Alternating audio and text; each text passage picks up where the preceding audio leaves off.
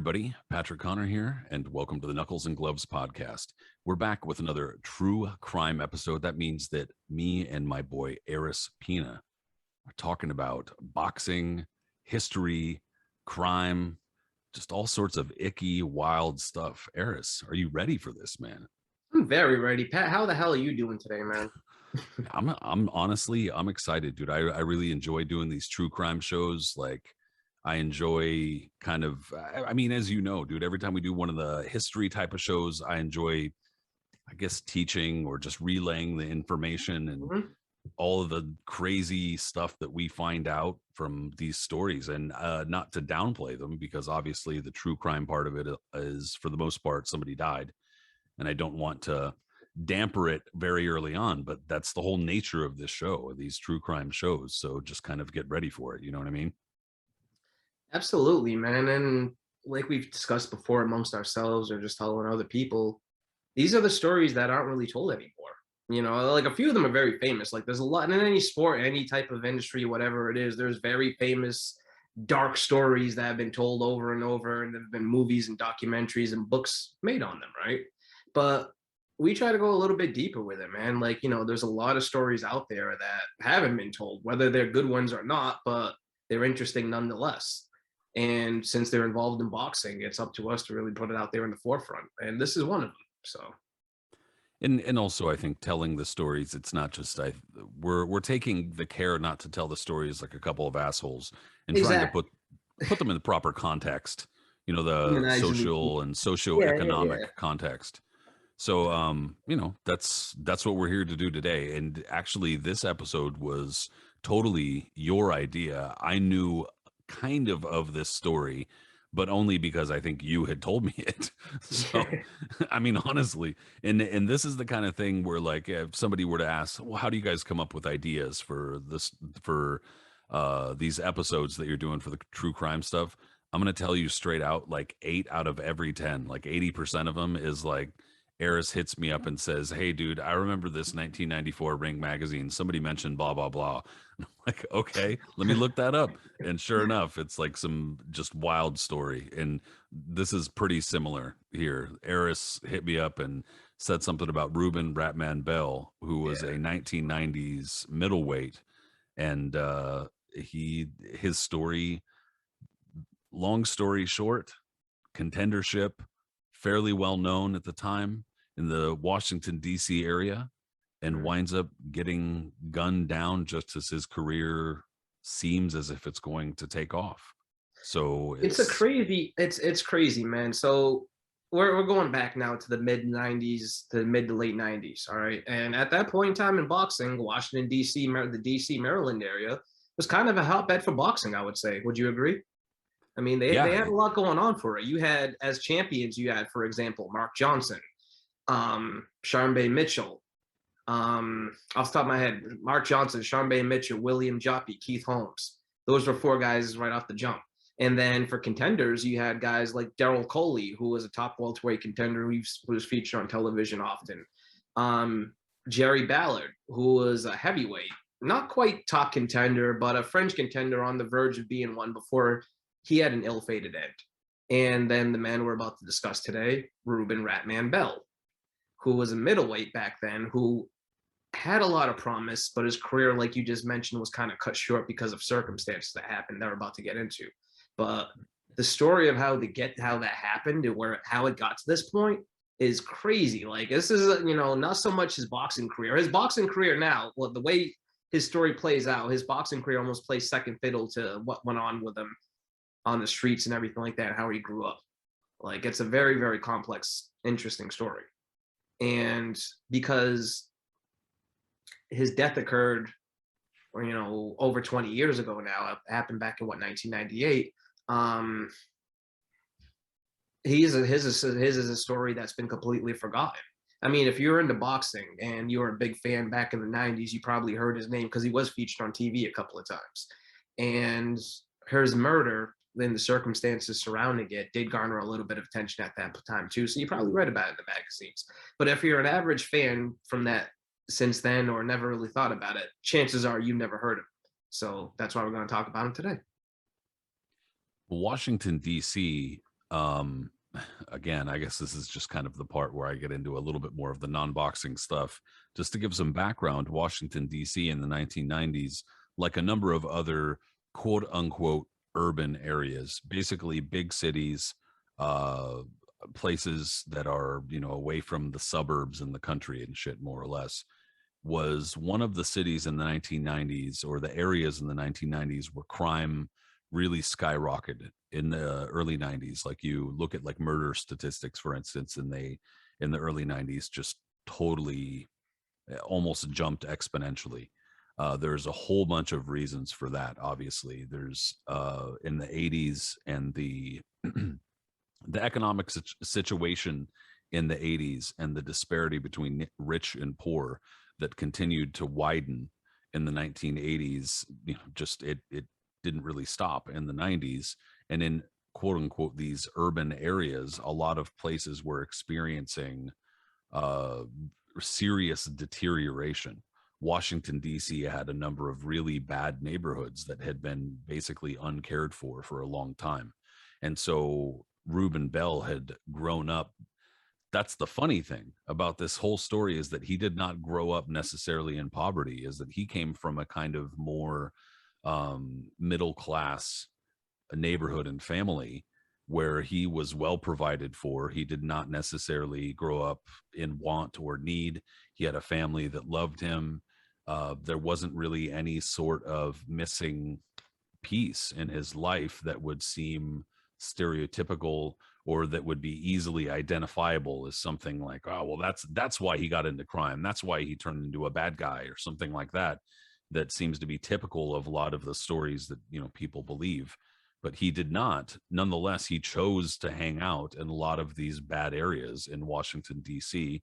with a number of pretty icky people. And so a number of these fighters from around this time knew of Reuben Bell. They knew of the trouble around DC. Obviously, you mentioned Daryl Coley. Daryl Coley had, I believe, I want to say it was a brother and a cousin who also were fighters, and so they had also experienced a number of these things, and they knew of Reuben Bell, like I said, and knew of Reuben Bell, like, even apart from the normal trouble that was around DC. They were like, yeah, Ruben's pretty bad. Like, he's up in some shit. They knew of him as a troublemaker even. So just in the context of like what this all means and stuff, I mean, this he was right up in the middle of a lot of really bad shit. He was. And like you alluded to before, he didn't. The thing that's crazy about it is that Bell didn't have to be involved in any of that. Like, of a person who's usually gets involved in the streets, they don't really have a parental figure in one way or another. They have a, you know, grown up just with everything stacked against them and the odds, and they feel that their only way out is the streets. Um, where I grew up in New Bedford, Massachusetts, there was a lot of people that live that way, and a lot. I grew up with a lot of people that way, so I kind of, you know, see a perspective of that. And Bell didn't have anything going, you know, according to the stories that we read and we discussed, and what his family said. Bell grew up in a middle class family. Both parents were there. Both were working. It was during a surge in families, African American families, doing well for themselves at that point. And Bell was a part of that, where they said out of all his siblings, he was the one that was basically like with a silver spoon in his mouth. Anything that he wanted, he got, and he was taken care of. Yet he almost like wanted, like, you know, but he was still gravitate, I guess, toward the streets. And no one could understand why he would have to do that, when everything that that he always talk about, saying, don't you want this for yourself, don't you want that, don't you want to go for this, like he would tell his sisters and tell other people that, and they were like, but you have this, what do you mean? And he didn't. It was something that they just couldn't understand. But like you said, once he went into it, like he went full on into it. It wasn't like just a dipping his toes a little bit into it and get into a little bit of trouble here and there. No, it was a full on jump into the streets. So I mean, some of the earliest stuff that I could find of him, well, I'll just say flat out, just because there's no point in, you know, beating around the bush, or somebody's, you know, going to find that we're kind of going along with this long ass Jake Tapper article. But in 1998, not long after Reuben Bell was shot and killed, Jake Tapper, who a lot of people know as the CNN guy now, he wrote a very long and very information and interview heavy article about Reuben Bell. And so I would definitely encourage anybody to read it. But I mean, it'll take some time. It's a long article. But about the earliest stuff that I could find, because there's not a ton about his fights or anything in the article, about the earliest that I could find about him in boxing was that when he was about 17 or 18 years old, he was training out of the Sugar Ray Leonard Boxing Center in Landon, Maryland. And at the very least, he was fighting for their amateur team. Now, of course, that I guess that could possibly mean he was only fighting there for a month or 2 months or something. It really depends. And also, when he was a pro, he moved around a bit, so it's not inconceivable that he wasn't really there that long. But nonetheless, I thought that was pretty interesting. And he made his pro debut on the undercard of this light heavyweight named Fabian Garcia, who fought a number of like late 90s light heavyweights: David Telesco, Ricky Fraser, Murky Sosa, Richard Hall. Very recognizable people. Was losing to them all, but nonetheless, it was kind of toward the end of his career. And that in and of itself is really not that noteworthy, I suppose. But a few weeks later, a Baltimore newspaper reported that Lou Duva had rushed the ring after Reuben Bell's pro debut and offered him a contract specifically because he liked Reuben Bell's body punching. I don't know how true that is. That's just what the paper said, but I guess I could probably believe it. The Duvas have always been up on new prospects and stuff like that, and trying to kind of inject young blood into their promotions and stuff like that, apart from the last few years. And so I would believe it, I suppose. But you speak more to the trouble that he was getting into, and basically where that starts is, at least according to this Jake Tapper article, right around 1989. 1989, he would have been 15 years old. And I mean, he's already getting in some pretty bad trouble, Aris. Yeah, actually, Pat, on New Year's Day, 1989, around 1, 2 a.m. in the morning, Bell and about 3 of his homies put on some ski mask and attacked the guy at gunpoint, stealing his white Gucci tennis shoes, red coat, and about $5, according to the police reports. And wasn't even worth it. I mean, this is what like guys usually do back then. A few of my homeboys from back in the day, I've heard stories of how they ran out and done things like it's what happens on the streets. All right, is it good? Absolutely not. But this is what usually kids get into at this age. You see it any type of city like that. I've seen it in New York City. People get mugged around. Like it's these are things that happen by circumstance. You fall into that type of lifestyle, you get into it. But Bell, like I said, was getting full on into it.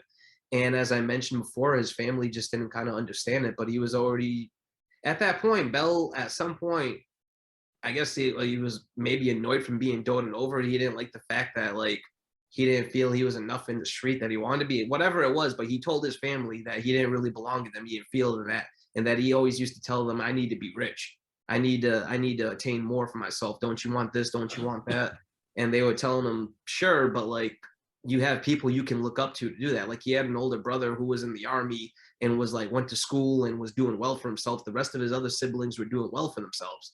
His family, his parents, even though they split, everybody was still, he had a lot of people to look up to. Basically, it wasn't like he was a dead end kid with basically born into absolutely nothingness, where he had nowhere to turn except for the streets. He had a lot of avenues and opportunities, but he didn't. Instead, he kind of told them, he shunned that and jumped right into it. So anyways, just to jump back into it now, exactly what you said. He ran over, he robbed this guy, and the cops within an hour, I think, arrested all these kids.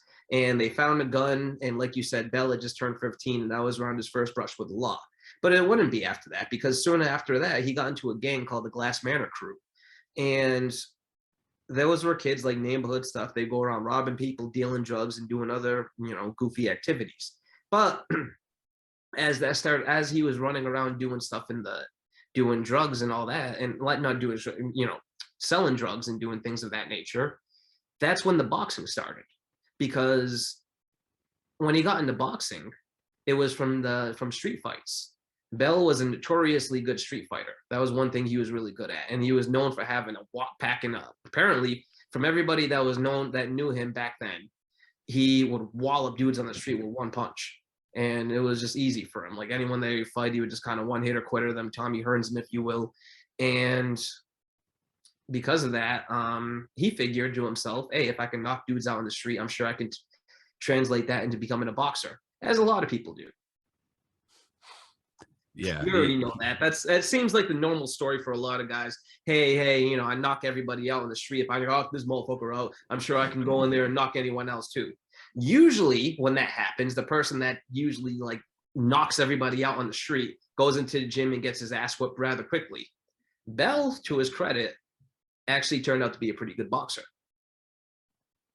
yeah, he I guess, I mean, it kind of like, he's like 5'7", he's 5'8" or so.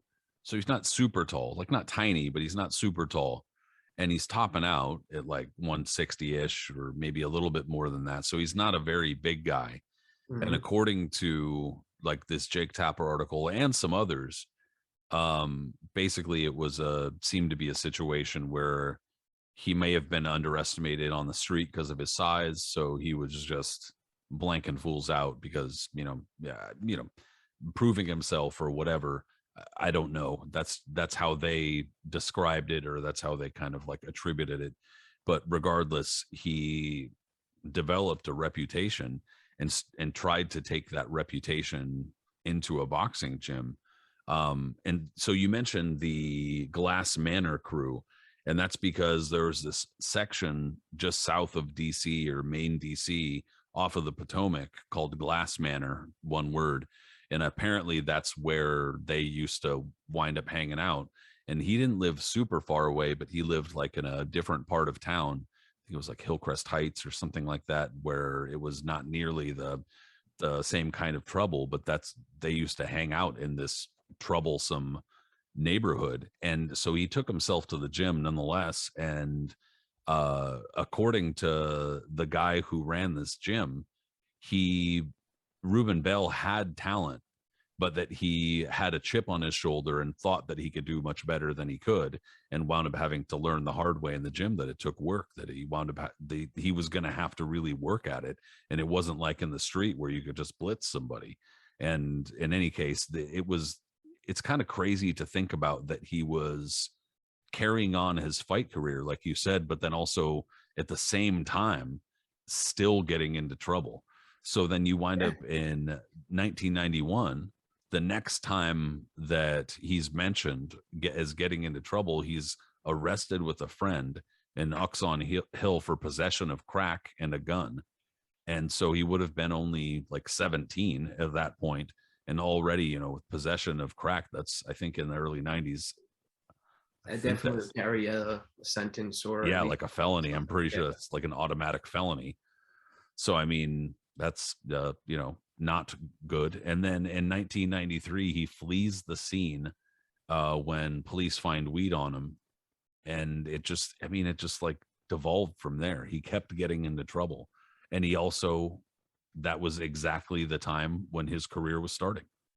So what you alluded to earlier when you said that he walked in with a chip on his shoulder, his original trainer, he walked into a gym owned by a guy named Jim Finley. And Finley didn't already mention him too, like besides having a chip on his shoulder, he just figured that Bell was kind of a punk. Like he said that he walked in, he dressed like a thug, he had a way about him, and he said one time he picked up his jacket, and when he picked it up, he said he realized it was kind of heavy. And I don't mean to laugh about it because it's the way he says it. He was like, I realized quickly that it wasn't, anything else. Like it wasn't something, that you would normally suspect. And then he shook it a little bit and a gun fell out of it. So he knew right away that Bell was about that type of business. And so he didn't want him around. But like you mentioned, he as he turned pro, he had already garnered a lot of attention, and he had backing early on. He wasn't one of those guys that turned pro with no no way to turn or anything like that, where he didn't have any type of direction. No, he had direction, and he was a part of a faction early on, kind of similar to the Triple Threat faction that I have a jacket of. Just throwing it out there, of the Triple Threat, which was Ray Mercer, Al Cole, and Charles Murray. probably like a starter jacket or something like that, being that it's the early early 90s. to So yeah. yeah. I would suspect I was going to say Charlotte Hornets because we all had a Charlotte Hornets starter jacket back then, right? Yeah, We all exactly. did. Everybody had it. It was like one of like three. It was like either the Yeah. So okay. Bulls, the Hornets, or I don't know. So we're I don't going with know. Reuben Bell is wearing a starter jacket. Charlotte Hornets probably. That's what I'm Yeah, going with too. most Perfect. likely. All right. Odds are that was probably what was happening. But dude picks it up and then he's I think he described it as something automatic. You know, it's an automatic gun. I don't know. He probably doesn't even know what that means, but obviously something substantial gun wise. And Reuben Bell's just packing, even going to the gym. But yeah, so actually it was not long after becoming pro. Um, a former real estate developer named Barry Lind stepped in and he began managing a number of Washington, D.C. area fighters. So in the early 90s, he formed this squad that they called the Hardcore, you know, core spelled like Marine Corps. And early on, it was Daryl Coley, Gary Payne, Reggie Green, and Reuben Bell. And then later on, they added a fighter named Eduardo Ortiz. And then after that, I think Ortiz got kind of shifted out. And there was a heavyweight named Corey Sanders, and not the Corey Sanders that a lot of people might be thinking, you know, name Not the one probably that knocked out Klitschko, but no.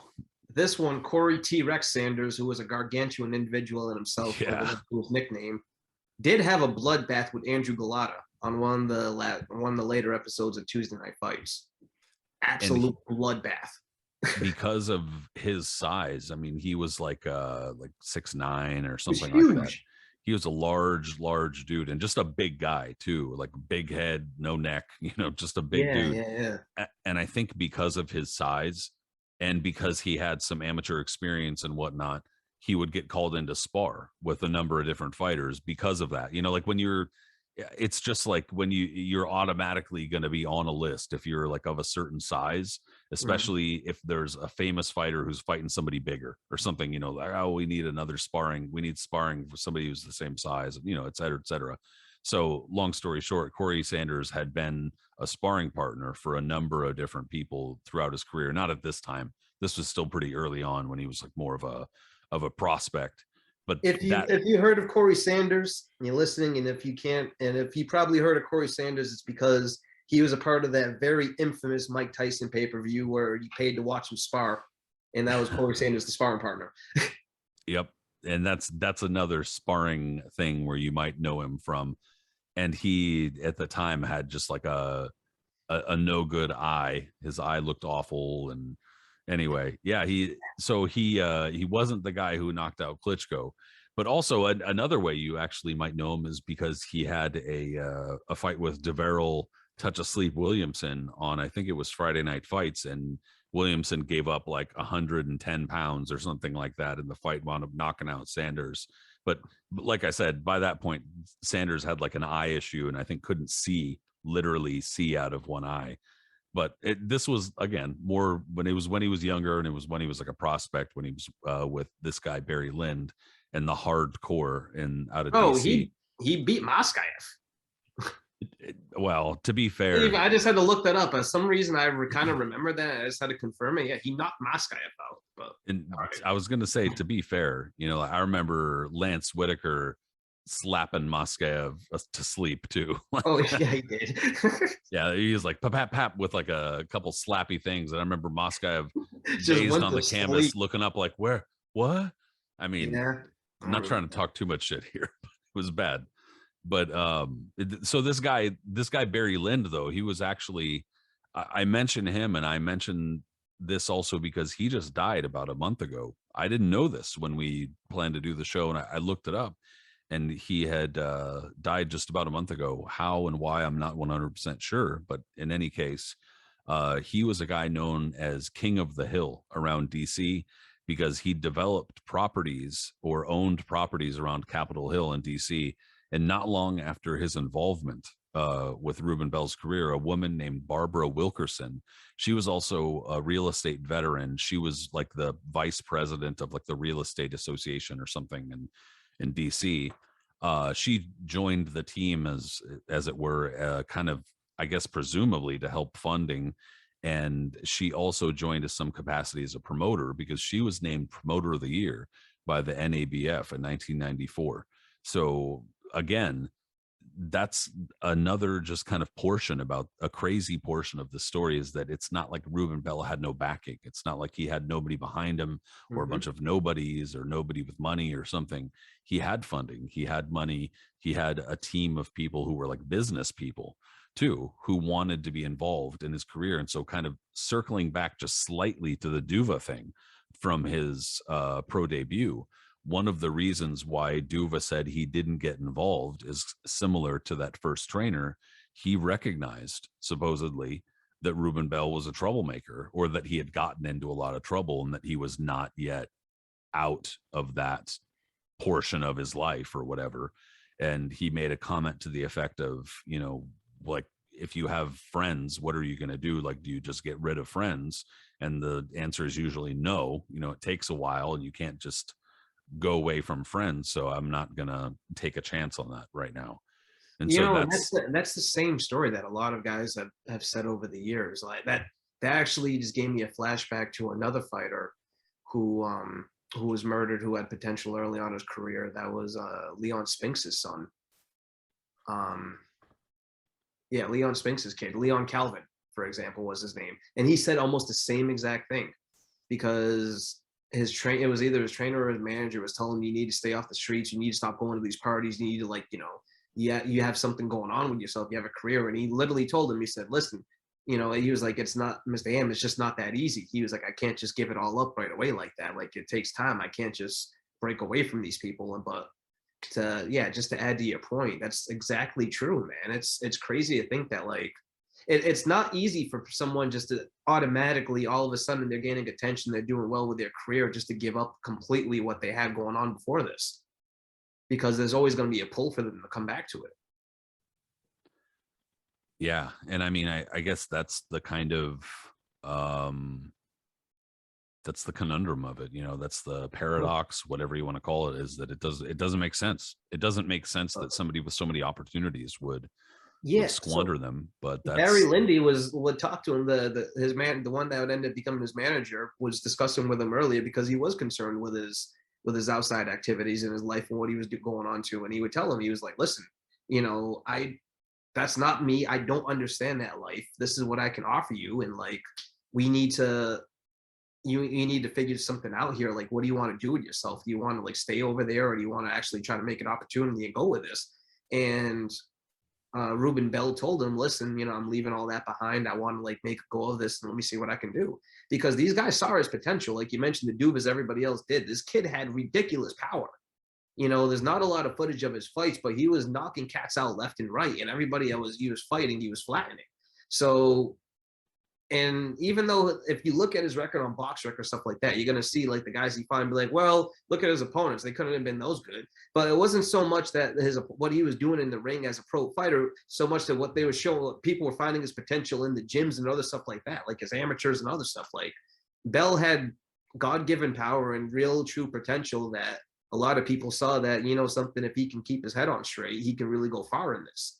And even with that, he was able to, when Lindy took care of his career, he was able to bring him along enough and keep Bell at enough trouble that he was able to bring that to a fight with Paul Vaden, a future champion, on Tuesday Night Fights.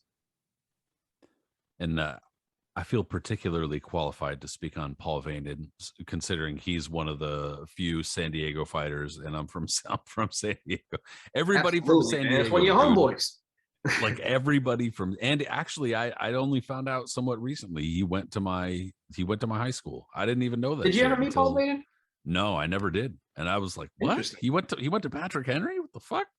I didn't know that, but apparently he did. And dude, I was gonna say every San Diego fighter is somebody from somewhere else who wound up settling in San Diego because it's beautiful and everybody loves it there. Archie Moore was from, I want to say, Georgia, wound up settling in San Diego. Ken Norton was from, I think, Texas, and wound up settling in San Diego. Like, all of the fighters who wound up being associated with San Diego were not San Diego fighters, unfortunately. Paul Vaden, on the other hand, that being said, Darth Vaden, he was you know, I think that he definitely during like the 90s was somebody who especially kind of like in the Southern California and Las Vegas area was known. And I mean, for Reuben Bell to get a shot at Paul Vaden, he was definitely Personally, I only a mean, limited amount of fights at that point. yeah, he was only like 20-0 or something like that. He wasn't even that experienced, and it wasn't a title fight, but it was obviously the kind of fight that would put you in contention for a title or move you into the No, top yeah, 10. well, I think it was an eliminator. I even Yeah. remember reading about it in one of those Boxing Illustrated or something. They had a quick write up about it in one of those magazines. Yeah, Yeah, and and the way that a lot of these things work in a lot of the alphabet organizations, like we've discussed before, is that like they're the little satellite belts or the little minor belts that wind up corresponding to the larger belts, or that if you win them or win an eliminator, then it puts you in the top 15 or top 20, and then you then have a blah blah blah. It's well, all it even like we've discussed before. It even meant more so in the '90s. Those belts meant more. Like right. especially if There you was a were a clearer US, path. yes, if you were a USBA champion or NABF champion in the '90s, not only were you a top contender for that for whatever organization, but USBA usually was the IBF. So I think so. Yeah. not only were you a top contender for that strap, chances are you were going to be featured on either ESPN or Tuesday Night Fights in a main event slot defending that title because that was like known as a legitimate lower ranked belt for the bigger belt. So yeah. Right. They were probably not as likely to call it a world title or whatever, but they would at the very least make Oh no, the they would always mention it though. Hey, acknowledgement. for the NABF title, so and so is going to be defending tonight against this number 2 contender, Right. so and so, and looking for a title shot. The NABF champion is defending again. Yeah. Yeah. And it was just, there was a clearer path to like a Mm-hmm. larger, more mainstream title at that point. And so, The good old days. yeah, when I guess there was just even then, that's the funny thing is that even then, the writers of the 90s were like, oh, what a fucking mess. This is awful. This is Absolutely, terrible. man. It's And I mean, hilarious. Dude, if the compared to other writers from times, it back kind of then were was. even around today, their heads would explode. Oh my, well, some of them are, and some of them just don't even fucking write anymore because they Yeah, can't they're handle just that shit, and I don't blame them. Holy hell, dude, it gets my blood pressure up. But no, it's regardless, he gets this shot with Paul Vaden, who at the time is undefeated, and also he's undefeated. So a matchup between two young undefeated fighters. It's a big opportunity for Reuben Bell, and according to reports, I've never seen this fight, so I couldn't say. But according to reports, he fights really well until the last portion of the fight and kind of fades. Paul Vaden himself, in later interviews and after the fight, basically says he's a really good fighter. I had to be really careful, but he started gassing out and his power also started kind of fading down the stretch. And it winds up being that after losing a majority decision, Reuben Bell says, I was messing around. I wasn't taking it as seriously as I should have. I was still hanging out with a bad crowd, et cetera, et cetera. And it seems as though like maybe there were a number of points during his career and during, I guess, his life where he seemed to acknowledge that he was having trouble and that he could get away from this trouble and should, but just for whatever reason didn't do it. his his manager was actually pissed off about that in a couple of articles I read. He said, yeah, like what you just alluded to, Bell did not train at all like properly like he should have for that fight. He thought that he was going to walk in and knock Vaden out really quickly and easily, and obviously that wasn't the case. But just on talent, just on natural talent alone, he made it kind of close because I think the fight was like a 2 point fight, kind of either way. And the fight's on YouTube. It's one of those things. It's like kind of broken up in the sections, but it's on YouTube. So if you're curious enough, you can check it out. I think that's the only Reuben Bell fight up on YouTube at the moment. There used to be one of his fight with Simon Brown, and that's the one I wish was back up again because that fight was an absolute war. But we'll get into that in a little bit. But the fight with Paul Vaden, like you mentioned, yeah, Bell kind of squandered that opportunity.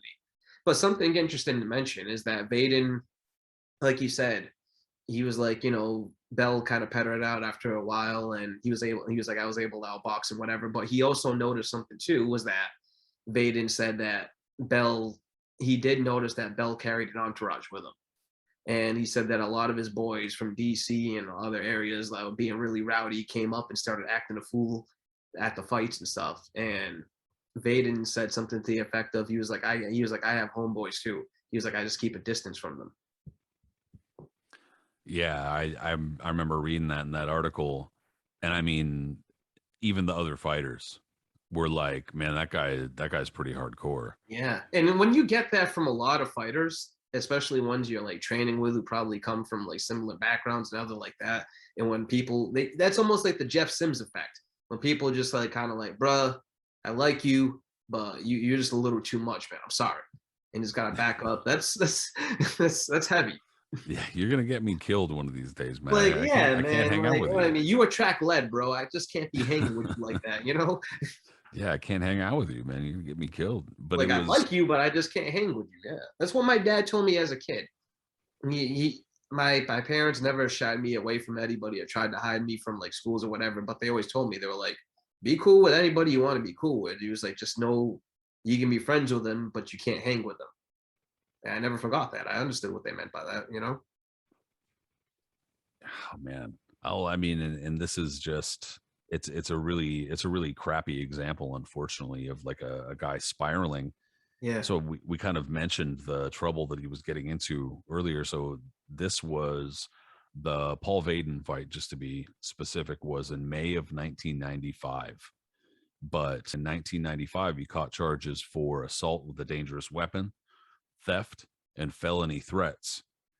And so basically, right around this time, right around the Vaden fight, was not a very good time for him. And they'd also mentioned that by the time he was like barely into his pro career, he'd already spent time in juvenile detention and in prison for cocaine possession. Like we had said earlier, that any cocaine or crack possession is pretty much like an automatic felony or automatic jail time at a certain point in the 90s. And so a few months after the Vaden fight, according to this article, and actually I read about this too in a different article. It's just that Jake Tapper had way more detail than anything I could find. At almost 3 a.m., it was in July, a couple months after the Vaden fight, Bell was playing in the street in the water from a fucking fire hydrant when somebody he knew was creeping up in a car. Have you And heard this story before? right, and they kept driving by or whatever. And so he got nervous and this car went and parked. And a few minutes later, the guy in the car, he was a guy named John Boogie Buchanan, was shot dead, and Bell was the suspect of the shooting. So he wound up spending about 19 months in jail awaiting trial before being found not guilty. But the caveat to that, and here's the kind of crazy thing to me, I'm not saying I know what the truth is. I don't at all. But the newspaper reports, when they were talking about the charges that he had caught for murder here, they would said they referred to him as he was an innocent man. He was sitting in jail for charges that he was innocent of, and he was never the shooter. Whereas in this Jake Tapper article, according to him, in interviews with the jury foreperson and the defense attorney, according to him, the defense attorney said she regretted getting Reuben Bell off of the charges, and that she thought that it was wrong, that she thought that he was guilty, and that later on the jury foreperson said that they learned of details right after the trial because they couldn't be presented during the trial for whatever legal reason. It's what it sounded like to me, and I'm not an attorney, but I've seen enough motherfucking Law and Order, people. What it sounded like to me was basically his defense attorney somehow managed to get some sort of evidence disallowed at the trial, and that this evidence, had it been allowed, would have clearly pointed to Reuben Bell's guilt in this situation. But nonetheless, they said that they felt later on as though they should not have let him walk free, and that they let a really bad dude walk free. So Yeah.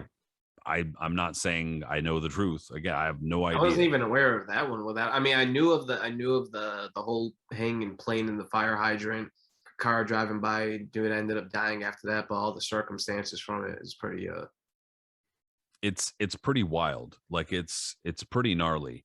And I and mean, that did like delay his boxing career a little bit too, because I know there was like a little yeah, gap and that was it. he sat in jail for 19 months, for a little over a year and a half.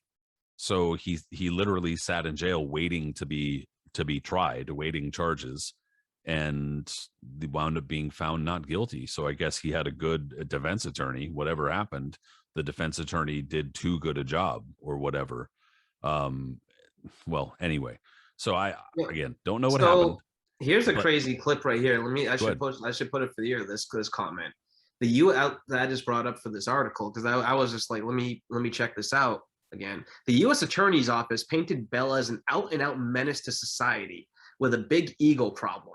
Prior to the shooting, one of the more bizarre U.S. Attorney documents described a scene in which the defendant, donning a bikini panty bathing suit, was exhibiting his muscle-intensive body to any and all observers in the immediate area as he played in the water spouting from a fire hydrant. Yeah, and so what a way to describe. And while so that's another thing, is I think that because of the nature of some of the description of this shit from the U.S. attorney, the defense attorney was probably just like, listen to this shit, dude. Are you kidding me? I mean, that's what I would have done. I would have been like, Your Honor, can you fucking hear this shit? Because, listen to this, how they describe it. That's wild. While he was frolicking in this urban underwater, while he was frolicking in this urban water world, clearly displayed on his right bicep was a tattoo depicting the words R-A-T, underscored by two dangling boxing gloves. Rat or Ratman is the defendant's self-ordained nickname. Boxing along with drug dealing is his game. Yeah, dude, it's like, it's literally like they're writing it like they're trying to write a script from one of those crime shows you like. I'm saying, man, really. Ratman is his name and robbing people is his game. Yeah, it's some fucking stupid. Come on. Well, and you know what the funny thing about his nickname is too, is that I saw two different explanations for how he came up with his nickname. So Fred Sternberg, who's a PR dude for Top Rank, or was, I'm not sure if he has much to do with them anymore, but he did for a long time. He said, because he had some involvement with the hardcore, and he said that he had a leather bomber jacket from the hardcore crew, which I thought was cool as fuck. And I mentioned that to you because I said, keep your eye out. But in any case, he said that, I don't know if I believe this, but he said he got the name Ratman because he ran the streets like a rat. And I thought, nah, that sounds dumb. His sister, in an interview, said that he got the nickname Ratman because he liked cheese. That sounds, probably I would go. That's with some Urkel shit, but that actually sounds about right. Especially if he had that nickname as a kid, I would get it. Yeah, I don't know. That sounds like, that kind of just sounds like what Sternberg says. That sounds like something an old white person would say. He ran the streets like a rat. Yeah, that's just, or like when another person who we could probably end up profiling one day, Frank Fletcher's brother, Anthony Fletcher. Yeah, the one who was on death row for a number of years for murder. His nickname was Two Guns from boxing. Well, and their story was interesting. Their mom too. Their mom handling. Oh yeah. Their crazy ass mom ringside going fucking buck wild for every fight. I mean, that's a whole scene. That's a whole episode in itself. The Fletcher family. But that's a good idea. The Anthony Fletcher was nicknamed Two Guns, and the same thing when they're in when the prosecutors are trying to hit him up, stuff like that. Well, he's nicknamed Two Guns because he always carried two guns on the street. Whereas he had that nickname since he was like an amateur in boxing, because he was known for just being a really sharpshooting puncher in boxing. He carried two firearms with him on his person at all times. Exactly.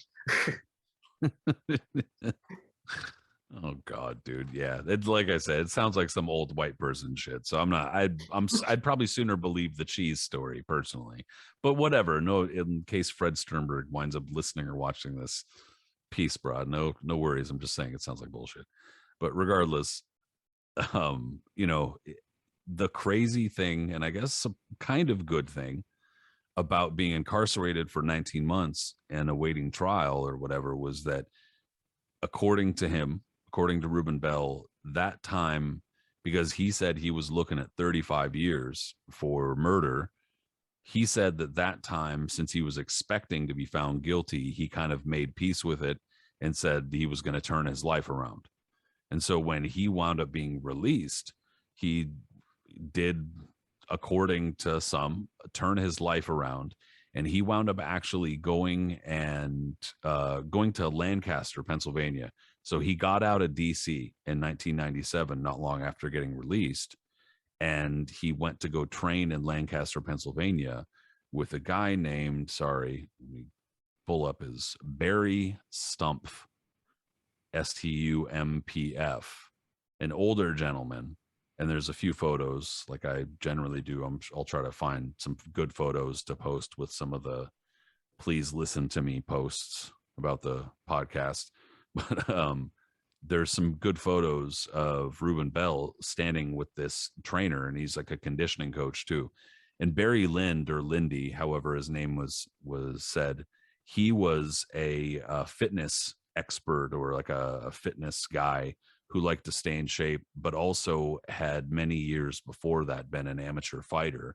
And so knew boxing, knew what kind of conditioning it took, et cetera, knew what kind of lifestyle it took. But the fact of the matter was Reuben Bell needed to get out of DC. He needed to get away from the people that he was hanging out with. He needed to get out of bad area, et cetera. He still visited home because Pennsylvania is not that far from DC. But nonetheless, he was spending a lot of time outside of DC and wound up getting a fight against a guy with a losing record named Robert Thomas in Glen Burnie. But then he was lined up for a fight against former 2 division titleist Simon Brown, Jamaican dude who had a good punch but had fought out of the US for a number of years and had a lot of experience, had more than 40 fights going in. Always in fun fights, man. Can you think of a bad? Can you ever think of a bad Simon Brown fight? Not off the top of my head. I mean, he had some classics with Tyrone Trice. Oh my God, the Trice fights, bro. And not to go off course really quick. No, let's do that because that's what we're here for. When you want to talk about some bad blood and talk about, how people are just like, oh, well, for example, recently, like how Wilder took for Fury and other fighters when they don't want to like be reciprocative. Oh, you beat me, let's have a hug type deal after a fight. Trice took that to another level. He hated Brown so much, like literally hated Simon Brown so much. Not only I think he still hates him to this day for that matter, but like he still kept all the words he said about him, which was some really heavy shit. And I remember reading somewhere that I think after their first fight, he wouldn't talk to his wife or even like sleep near her or look at her, something like that, for like a long ass time because he was so disgusted with everything about life from the Brown fight. Like he was that pissed off. You want to talk about some hatred, that's the type of stuff Simon Brown brought out of people. All right. He was so, and here's the even crazier thing about Simon Brown. So according to Bernard Hopkins, who knew Simon Brown really well, and Bernard Hopkins had trained with him, had sparred with him a number of times. That's the thing about Bernard Hopkins that a lot of people didn't realize, because going into like the Trinidad fight, that was kind of like when Bernard Hopkins finally got somewhat mainstream to a lot of people. Like he had been around for a long ass time, but he had been considered kind of like the other, even though he had held the IBF belt for a long ass time, he had just kind of been considered not the star, not that, kind of boring, more of a technician. Nobody gave a shit. And so even so, he had been around, dude. He had been training and sparring with tons of people. He had been all the way up to light heavyweight and sparring with light heavyweights up in Philly and around Philly, etc. So he had been around, dude. And he had been training. Like I remember hearing stories about him knocking out Charles Brewer in the gym and shit like that years ago.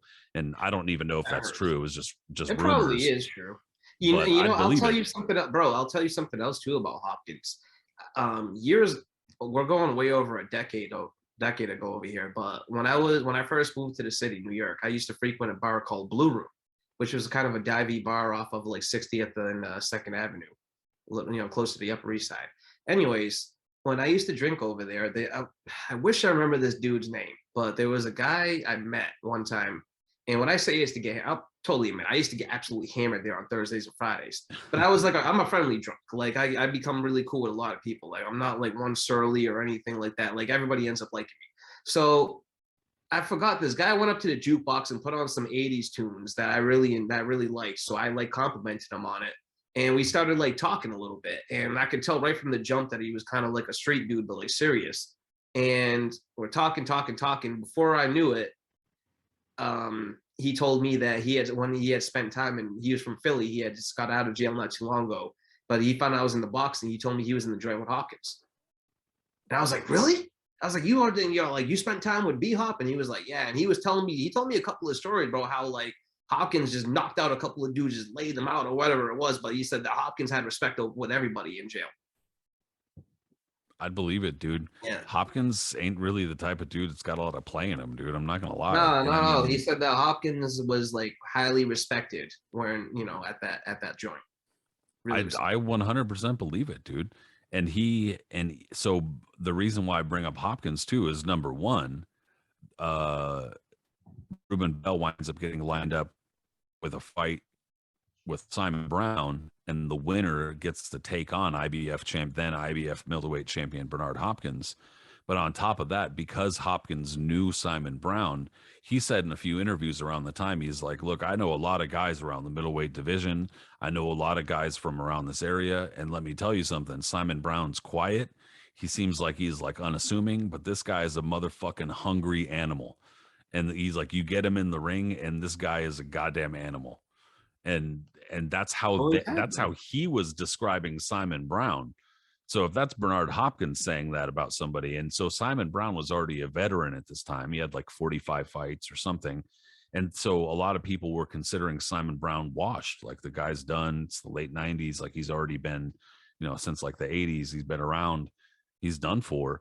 And I think Bernard Hopkins was trying to warn people at the time, like, watch out, because he ain't that done. Mm-hmm. Oh, absolutely. Like you mentioned, Brown was a warrior. Was he past it at this point? Sure. The Terry Norris fight was about 3.5, 4 years ago at that point, when he scored that massive upset and then subsequently lost the belt back to him. And from that point, he also had that incredible war with Vincent Petway for the junior middleweight championship, which Brown was finished laying on his back and infamously or famously, whatever way you want to look at it, was laying on the crowd unconscious while he was still throwing punches in the air, man. Like, subconsciously, which was crazy. And apart from that being one of the gnarliest knockouts ever in the history of boxing, at least caught on tape, that shit was just a foul-filled, crazy that was a fight. War, man. What an absolute scrap that was. Just headbutts, elbows, pushing, shoving, tripping. That was that a shit battle, was brutal. Man. Mike Tyson on commentary, fresh out of jail. That fight's awesome. Like, I don't know if I'm not even sure if that version's on YouTube. I hope it is. Which one? The one with Tyson on commentary? Yeah, I think that's the Showtime version. I'm not sure. But either way, it's famous because brutal. Tyson called Vincent Petway. He kept on calling him Petterway. Yeah. Vincent Petterway. Yeah. But shit's brutal. Very, very good fight. But Brown was on the backside of his career at this point. And like you mentioned, Bell was out of jail. He just had a tune-up fight, but this was a huge opportunity for him, and a very winnable one for that at that matter too, because with all, like you mentioned already on the show, with all the issues that he's had, all the shit that he was into, all the stuff that was holding him back, he still had that God-given potential and that God-given power. And he was still a young guy. You know what I mean? That if he could put it together for this fight, this was the opportunity for him to do it. And so this would be fight 53 for Simon Brown. Whereas Reuben Bell was 13-1. Yeah. So, I mean, that's a hell of an experience gap, especially fighting somebody who's a former 2-division world champion. I mean, that's pretty gnarly shit. So the experience gap was massive. And so he finally gets this shot, though, in Pikesville, the National Guard Armory. And he winds up, this was actually one of the first things you told me about, because I think that this fight used to be on YouTube and you had It pointed it was. out. And then you and I started talking about it a while back, but just never kind of circled around to it. But it's a brutal fight. They're trading knockdowns. And so, just as supposedly, and according to reports, just as Reuben Bell looks as if he's got this in the bag or he's starting to pull away and starting to kind of make the difference with his own power, Simon Brown's starting to fade.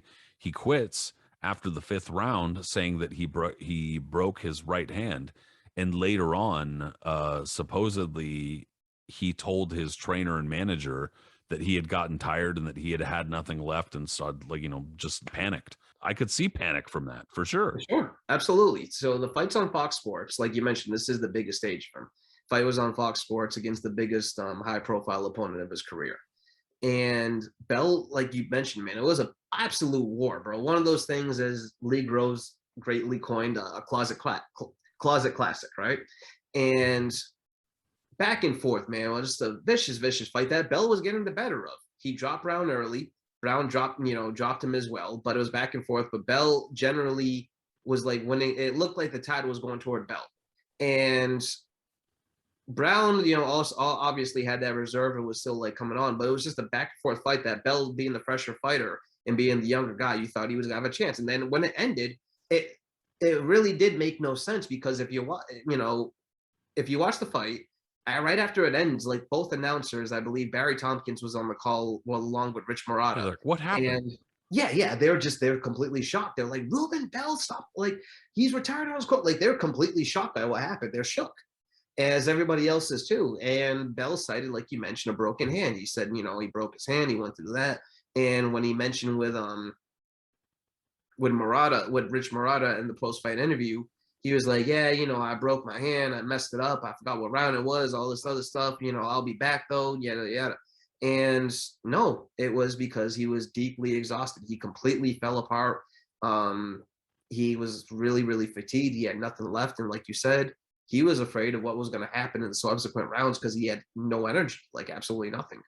And Lindy, kind of mentioned in articles saying that, like, I think if he had sucked it up and tried to, like, relax a little bit, he probably could have pulled himself to see it through. But as we're about to talk about, I guess, that probably wasn't going to be the case, because there's probably a good reason why he fell completely exhausted and got really messed up so quickly as he did.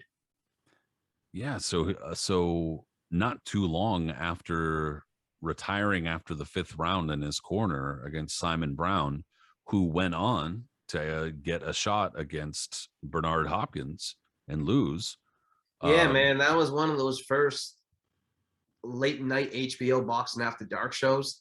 I remember as a kid trying to stay up for it, and I think I fell asleep in the Hasim Rahman Jesse Ferguson fight. Because come on, man, look, it started at like 11:30. There was 3 fights on. What year was this again? 97, 98. So I'm 13. I'm not gonna I could try to hang, but I wasn't hanging. Nah. And Lampley, I remember at the end of that fight though, went pretty wild, because even though Simon Brown looked awesome in the back and forth war against Reuben Bell, against a prime Bernard Hopkins, he was completely out of his depth, because who wouldn't be past their prime like that? And that was a vicious knockout showcase for Hopkins.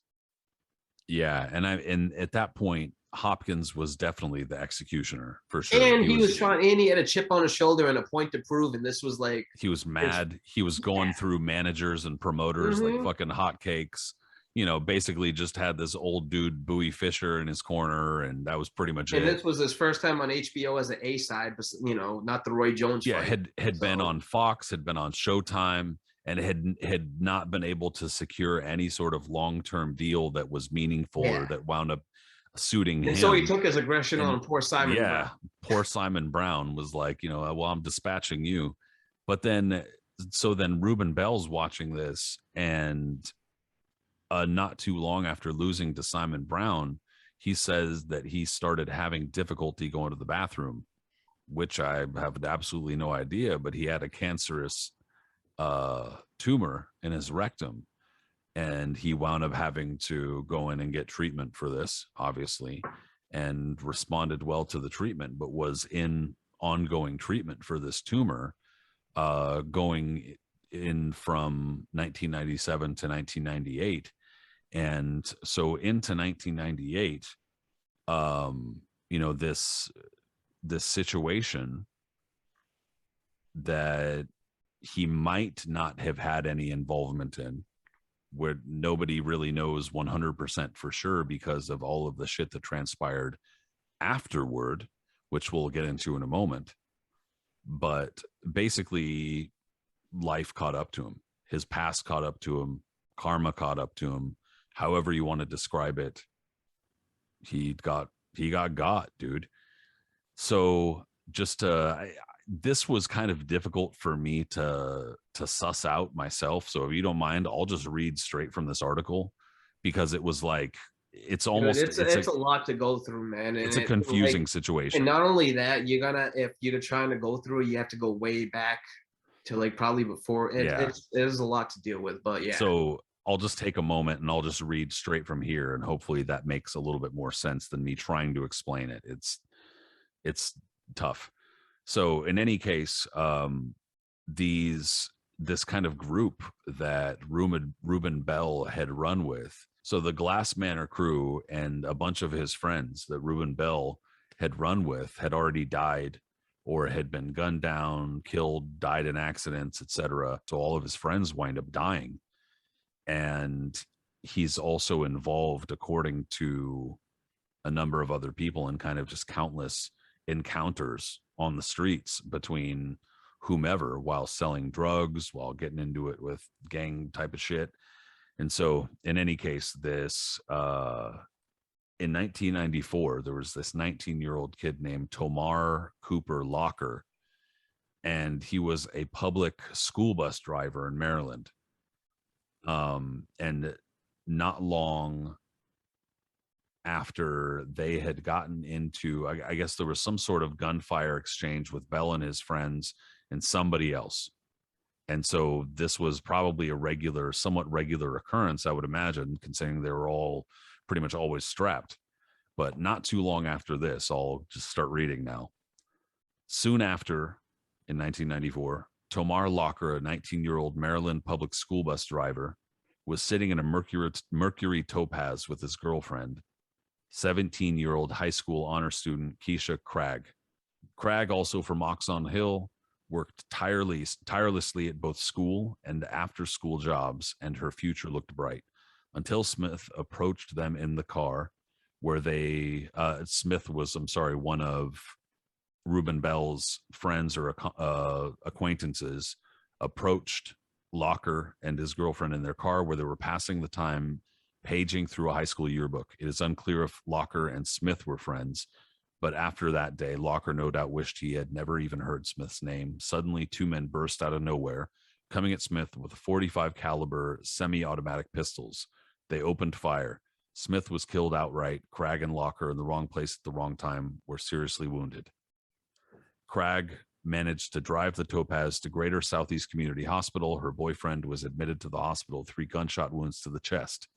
His condition was grave, but he survived. Cragg wasn't so lucky. Flown by chopper to Washington Health Center, she died soon after.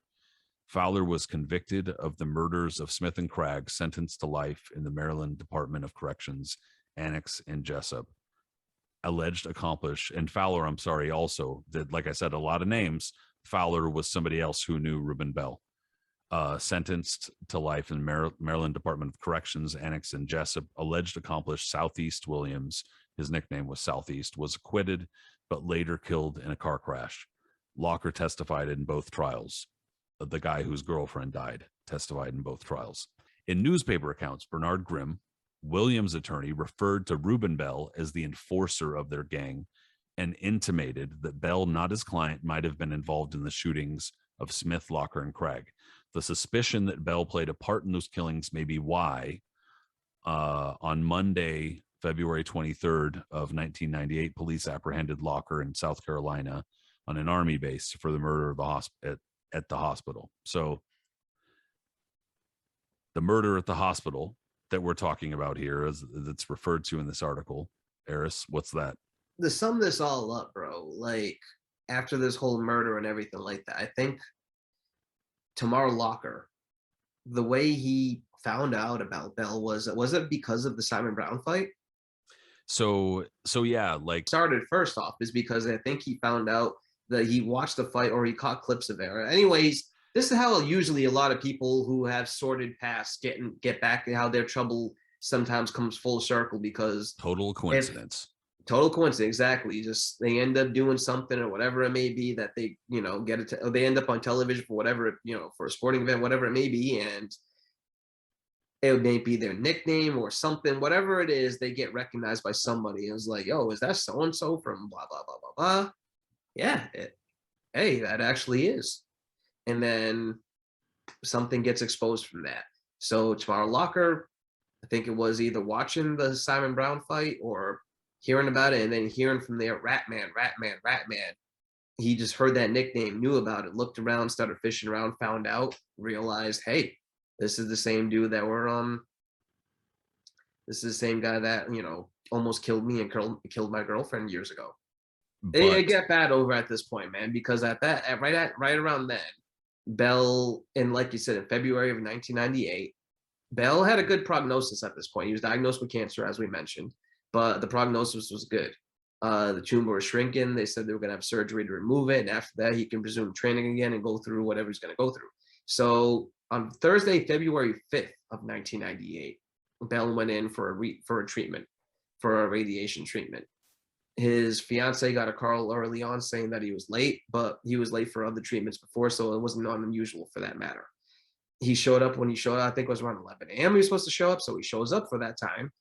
And at that point, that's when Tamar Locker walked in as well, because Locker had, like we mentioned, he found out about Bell. Then he started doing some research, stalking, found out a few things, and caught a beat on him.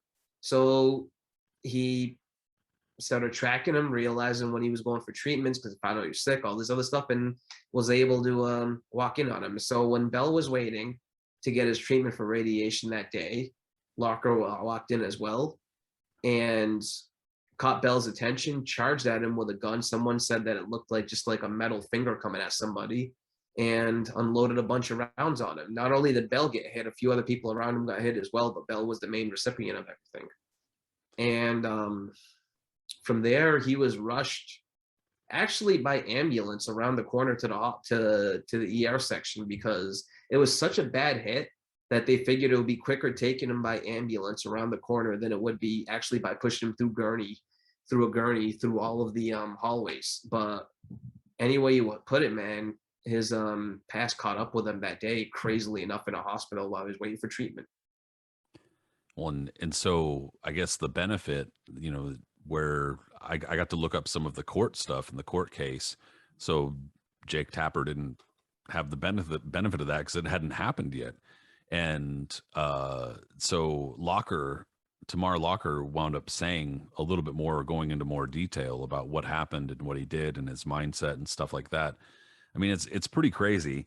But what according to him happened was that when his girlfriend was killed, and when, so again, just to kind of reiterate, there's a lot to take in here and a lot of names, a lot of players, and it's like, whoa, whoa, whoa, you might be kind of confused. So there's Reuben Bell, right? And he's often the centerpiece to a lot of this gang activity or like violent criminal activity that's going on with him and his boys in Washington D.C. And according to Tomar Locker, he was sitting in a car and another guy had been walking by, just another guy they didn't know, or according to court papers, they didn't know, was walking by, and two people came out of nowhere and shot that guy who was walking by. And in the act of doing that, shot both Tamar Locker and killed his girlfriend. So according to them, this was just wrong place, wrong time. They happened to be sitting there in a shitty place. That's it. But then one of the people who had run out and done the shooting, according to Tomar Locker, was wearing a bandana around his face. On the bandana around his face had a skull and crossbones in some kind of unique design. That unique design, according to him, was the tattoo, or was one of the tattoos that Reuben Bell had. And this particular tattoo that Reuben Bell had was supposedly Reuben Bell's tribute to one of his friends who had been killed, or a couple of friends that had been killed. And that symbol was also on his bandana that he put around his face. This bandana was the bandana that he chose to wear doing the ring walk against Simon Brown. And according to Barry Lindy, he tried to talk him out of wearing it. And he said, don't wear that. It's tacky. It looks like shit. It doesn't make you look good. And that Reuben Bell insisted on wearing it. So according to the court papers, this is how this all went down. That Tomar Locker recognized that symbol as he just happened to be watching, I guess. He knew of Reuben Bell, recognized the symbol on the kerchief. What a crazy set of coincidences, huh? And there's actually more to it too. The shooting, there was a little bit more to it. It could, because Jake Tapper had only had kind of like the preliminary details. Don't get me wrong. He did a lot of interviewing and put a lot of work into this, I'm sure.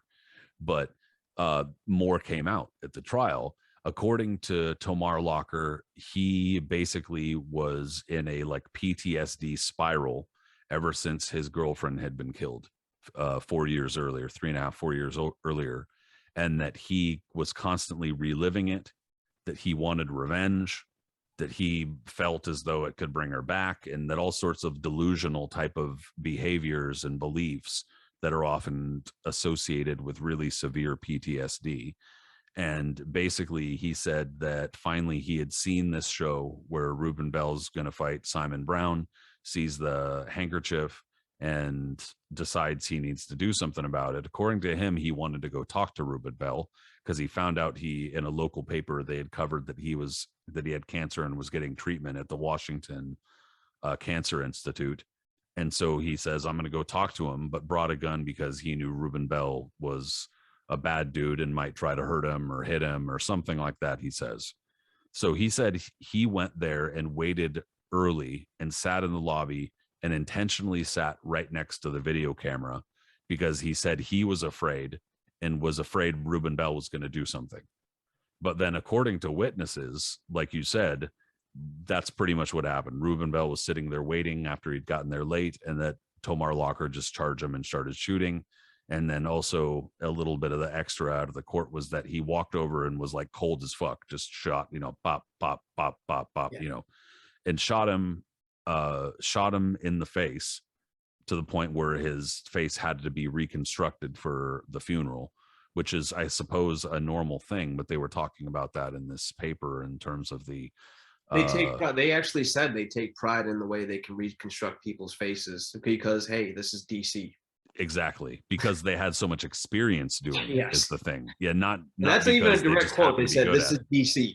Yeah, not because they just happen to have a knack for reconstructing the bones of people's faces after they've been shot in the face and murdered. No, you do it enough times so you become pretty experienced at it. Yeah, because it happens so often. So unfortunately, that's pretty much where it wound up kind of ending. But then the last final portion of this, that is just the icing on the crazy ass fucking lunacy cake here, is that Tomar Locker winds up, of course, being charged with murder.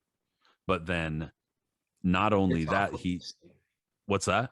So he gets off, doesn't he? With insanity. Dude, and it even goes further. Like, it wasn't even, so he claimed insanity, which itself is like successful. First of all, claims of insanity in murder cases is like less than 1%. And then it's like 1% of those where they're actually even successful. It's so rare that it actually happens. And then Tomar Locker winds up being, found not guilty by reason of insanity. And then like a month later is found by doctors to be totally sane. Incredible. Like, wow. And so needless to say, Reuben Bell's family is devastated. And they... Yeah, I didn't even realize that because I've read, like, to be honest, like, I didn't even know that he was claimed to be totally sane after that. I saw the insanity claim. I've known that one, but it was like a whole saga. And I mean, from a legal perspective, again, not an attorney, But from a legal perspective, that seems like some type of shit that would need to be studied for years. Like, what the I mean, fuck? for What sure. went So wrong how does here? that even work out then? That like, okay, so he was claimed by insanity. So now he's shown that he's sane. So you can't retrial him again? So, Or like, according so it's over? Like, to I don't the newspaper, said that it was apparently felt as though that he felt as though there was a legitimate threat to his life, and that the PTSD had caused. I mean, in some ways, from a psychiatric perspective, it was kind of an advanced point of view, considering it was back in the late '90s. But even so, there's so many holes. It's pretty wild, dude. It's pretty fucking wild. So I guess there is no moral, there is no real linear narrative here. It's just that Reuben Bell got involved in so much really bad stuff, and just as and kind of like has caught it up with him. appeared, yeah, it caught up with him. Just as it appeared, maybe he might have been able to pull himself out of it. And that's what some people were saying too, that it looked just about that point where he realized, hey, especially with the cancer diagnosis too, that like, um, I got to leave the past behind me and try to like take advantage of my career or whatever the opportunities I might have from here to do that. And it got completely snuffed out. And I believe he also had, I want to say, two young children. I know Yeah, at least I think so. one, Yeah, but I think two. So I mean, again, like I started out saying at the start of the show, we talk about this and we talk about it in a way where I hope people don't get the idea that we're being flippant or dismissive or think it's funny, because it's not funny.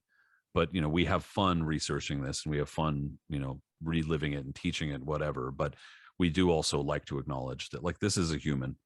They left behind people who were sad, and that people who cared about them and were devastated. And like we also have said a few times during the show, he was loved and taken care of, and cared for and provided for, and those people were devastated when he was gone. absolutely, man. By all accounts, even though there's varying ones about people saying he was a really bad individual, the people saying he was loved and stuff like that, there's people that still really care about him at the end of the day. You know what I mean? He was a family person, that there was a family that he did leave behind, as any person that gets swiped out in the streets. There's always some people grieving for it on both sides of the spectrum. So that's where it kind of ends up at.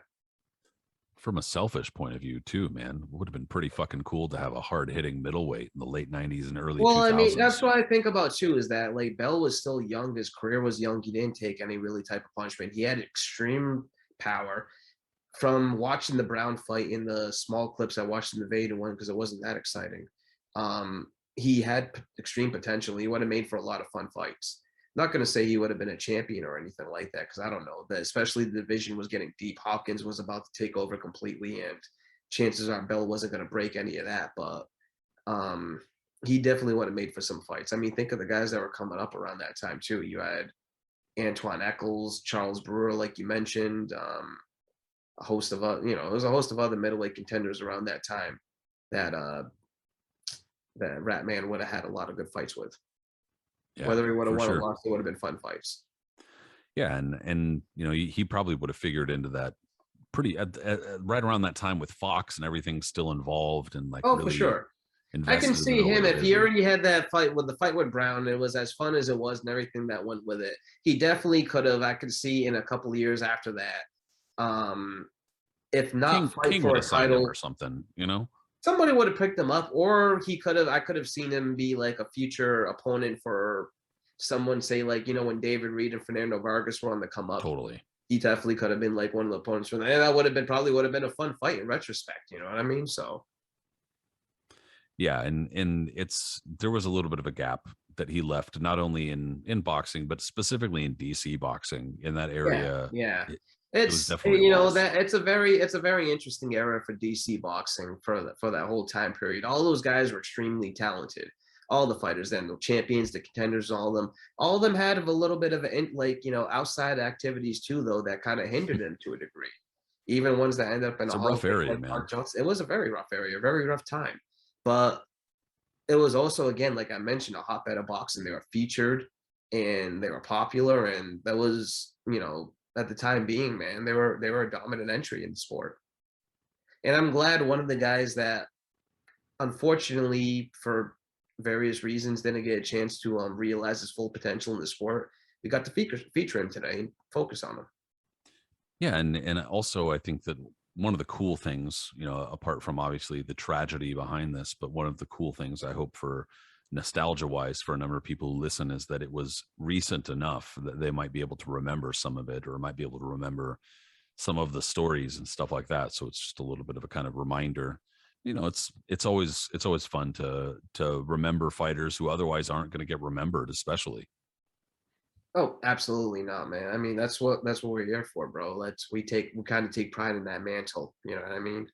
Of the fighters who, like Hank Kaplan used to say, man, the guys who everybody's forgotten. He wants to keep their names out there and make sure that they're not forgotten. Trying to do the same thing, whether For it's sure. whether it's a good story, whether it's a bad story, whether it's interesting or not. If it's interesting enough, we're going to talk about it. Well, I guess that's the really cool thing is that there is absolutely no shortage of interesting stories. And I mean, yeah, dude, again, I really appreciate you like putting in the work, dude, because I know both of us, we do a lot of like hours of reading and searching around and trying to get our story straight and stuff like that before we do these. So I Well, it's appreciate you, boxing, man. man. You know, there's so many layers and so many different things and spectrums to the sport. Like, I'm always learning something new every day. Like, you can always think, oh, there's not enough to learn. There's always some new shit that you're gonna pick up. The Totally. other day, I found out I was messaging you about some fighter I read about that did some wild stuff that I'm sure we'll talk about for a future episode. I had no idea about the other day. Like, there's so much, man. It's just never ending, never ending. It's a bottomless well from Yeah. which to draw for sure. But dude, I really appreciate you taking the time and doing the work. And speaking of, not being forgotten, I hope that everybody who enjoys our podcast and especially these kinds of episodes, if you don't forget, go onto YouTube where we have our own little page, our own channel where you can subscribe.